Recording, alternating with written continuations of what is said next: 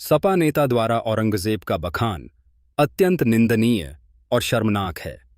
राष्ट्रीय गौरव और राष्ट्र के प्रेरणा स्रोत छत्रपति शिवाजी महाराज और उनके बेटे संभाजी महाराज का इस तरह अपमान देश कदापि बर्दाश्त नहीं कर सकता। अबू आजमी ने कहा था, औरंगजेब को क्रूर शासक में नहीं मानता।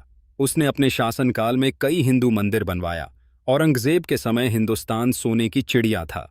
उन्हीं के शासनकाल को देखकर अंग्रेज भारत आए। वास्तव में औरंगजेब एक इंसाफ पसंद बादशाह था। हालांकि अब वही नेताजी कह रहे हैं कि उनके बयान को गलत ढंग से पेश किया गया। फिर भी यदि किसी का दिल इससे दुखा है तो वह माफी मांगते हैं। अगर औरंगजेब की महिमा गाकर उन्होंने न सिर्फ इतिहास को तोड़ मरोड़ कर पेश करने का प्रयास किया है, बल्कि वीर मराठों के इतिहास का अपमान भी किया है। सच्चाई क्या है? इतिहास की किताबें बताती हैं कि औरंगजेब ने छत्रपति संभाजी महाराज को 40 दिनों तक अमानवीय यातनाएं दी और क्रूरता की सारी हदें पार कर दी थीं।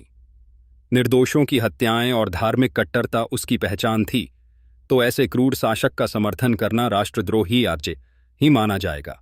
सपा नेता ने औरंगजेब जैसे क्रूर मुगल बादशाह की तारीफ ही नहीं की, बल्कि छत्रपति शिवाजी महाराज और उनके पुत्र संभाजी महाराज का अपमान भी किया। शिवाजी महाराज सिर्फ एक नाम नहीं, बल्कि एक मराठा गौरव और हिंदुस्तान के गौरवशाली इतिहास के सर्वोच्च नायकों में से एक हैं।